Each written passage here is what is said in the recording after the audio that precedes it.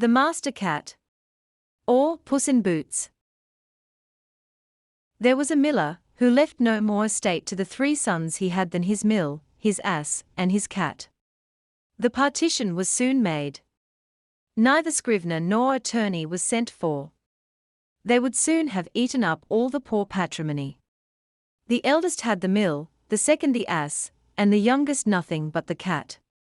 The poor young fellow was quite comfortless at having so poor a lot. "My brothers," said he, "may get their living handsomely enough by joining their stocks together, but for my part, when I have eaten up my cat, and made me a muff of his skin, I must die of hunger." The cat, who heard all this, but made as if he did not, said to him with a grave and serious air, "Do not thus afflict yourself, my good master. You have nothing else to do, but to give me a bag, and get a pair of boots made for me that I may scamper through the dirt and the brambles, and you shall see that you have not so bad a portion in me as you imagine." The cat's master did not build very much upon what he said. He had often seen him play a great many cunning tricks to catch rats and mice, as when he used to hang by the heels, or hide himself in the meal, and make as if he were dead, so that he did not altogether despair of his affording him some help in his miserable condition. When the cat had what he asked for, he booted himself very gallantly, and putting his bag about his neck, he held the strings of it in his 2 forepaws, and went into a warren where was great abundance of rabbits. He put bran and sow-thistle into his bag, and stretching out at length, as if he had been dead, he waited for some young rabbits, not yet acquainted with the deceits of the world, to come and rummage his bag for what he had put into it. Scarce was he lain down, but he had what he wanted. A rash and foolish young rabbit jumped into his bag, and Monsieur Puss, immediately drawing close the strings, took and killed him without pity. Proud of his prey, he went with it to the palace and asked to speak with his majesty. He was shown upstairs into the king's apartment, and making a low reverence, said to him, "I have brought you, sir, a rabbit of the warren, which my noble lord the Marquis of Carabas," for that was the title which Puss was pleased to give his master, "has commanded me to present to your majesty from him." "Tell thy master," said the king, "that I thank him, and that he does me a great deal of pleasure." Another time he went and hid himself among some standing corn, holding still his bag open, and when a brace of partridges ran into it he drew the strings, and so caught them both. He went and made a present of these to the king, as he had done before of the rabbit which he took in the warren. The king, in like manner, received the partridges with great pleasure, and ordered him some money for drink. The cat continued for 2 or 3 months thus to carry his majesty, from time to time, game of his master's taking. One day in particular, when he knew for certain that he was to take the air along the riverside, with his daughter, the most beautiful princess in the world, he said to his master, "If you will follow my advice, your fortune is made. You have nothing else to do, but go and wash yourself in the river, in that part one shall show you, and leave the rest to me." The Marquis of Carabas did what the cat advised him to, without knowing why or wherefore. While he was washing, the king passed by, and the cat began to cry out, "Help! Help! My lord Marquis of Carabas is going to be drowned." At this noise the king put his head out of the coach window, and finding it was the cat who had so often brought him such good game, he commanded his guards to run immediately to the assistance of his lordship the Marquis of Carabas. While they were drawing the poor Marquis out of the river, the cat came up to the coach and told the king that, while his master was washing, there came by some rogues, who went off with his clothes, though he had cried out, "Thieves! Thieves!" several times, as loud as he could. This cunning cat had hidden them under a great stone. The king immediately commanded the officers of his wardrobe to run and fetch one of his best suits for the Lord Marquis of Carabas.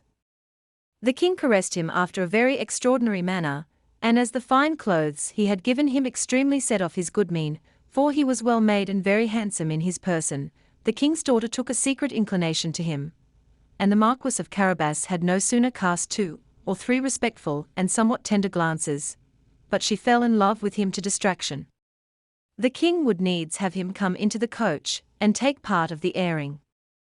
The cat, quite overjoyed to see his project begin to succeed, marched on before, and meeting with some countrymen, who were mowing a meadow, he said to them, Good people, you who are mowing, if you do not tell the king that the meadow you mow belongs to my lord Marquis of Carabas, you shall be chopped as small as herbs for the pot.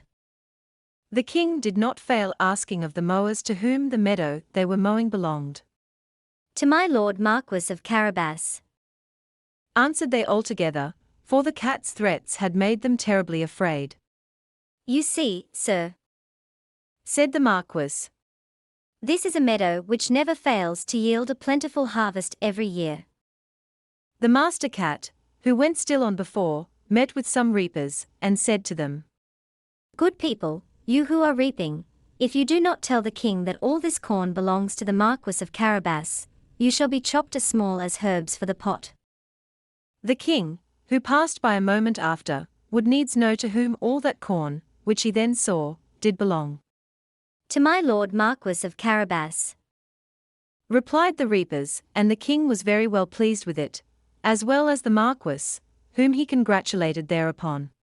The master cat, who went always before, said the same words to all he met, and the king was astonished at the vast estates of my lord Marquis of Carabas. Monsieur Puss came at last to a stately castle, the master of which was an ogre, the richest had ever been known, for all the lands which the king had then gone over belonged to this castle. The cat, who had taken care to inform himself who this ogre was and what he could do, asked to speak with him, saying he could not pass so near his castle without having the honor of paying his respects to him. The ogre received him as civilly as an ogre could do, and made him sit down. I have been assured, Said the cat, that you have the gift of being able to change yourself into all sorts of creatures you have a mind to. You can, for example, transform yourself into a lion, or elephant, and the like. That is true. Answered the ogre very briskly. And to convince you, you shall see me now become a lion. Puss was so sadly terrified at the sight of a lion so near him, that he immediately got into the gutter, not without abundance of trouble and danger, because of his boots, which were of no use at all to him in walking upon the tiles. A little while after, when Puss saw that the ogre had resumed his natural form, he came down, and owned he had been very much frightened. I have been, moreover, informed, Said the cat, but I know not how to believe it, that you have also the power to take on you the shape of the smallest animals, for example, to change yourself into a rat or a mouse. But I must own to you I take this to be impossible. Impossible, cried the ogre. You shall see that presently. And at the same time he changed himself into a mouse, and began to run about the floor. Puss no sooner perceived this, but he fell upon him and ate him up. Meanwhile the king, who saw, as he passed, this fine castle of the ogres, had a mind to go into it. Puss, who heard the noise of his majesty's coach running over the drawbridge, ran out, and said to the king, Your majesty is welcome to this castle of my lord Marquis of Carabas. What? My lord Marquis, cried the king. And does this castle also belong to you? There can be nothing finer than this court and all the stately buildings which surround it. Let us go into it, if you please. The Marquis gave his hand to the princess, and followed the king, who went first. They passed into a spacious hall, where they found a magnificent collation, which the ogre had prepared for his friends, who were that very day to visit him, but dared not to enter, knowing the king was there. His Majesty was perfectly charmed with the good qualities of my lord Marquis of Carabas, as was his daughter, who had fallen violently in love with him, and seeing the vast estate he possessed, said to him, after having drunk 5 or 6 glasses, It will be owing to yourself only, my lord Marquis, if you are not my son-in-law.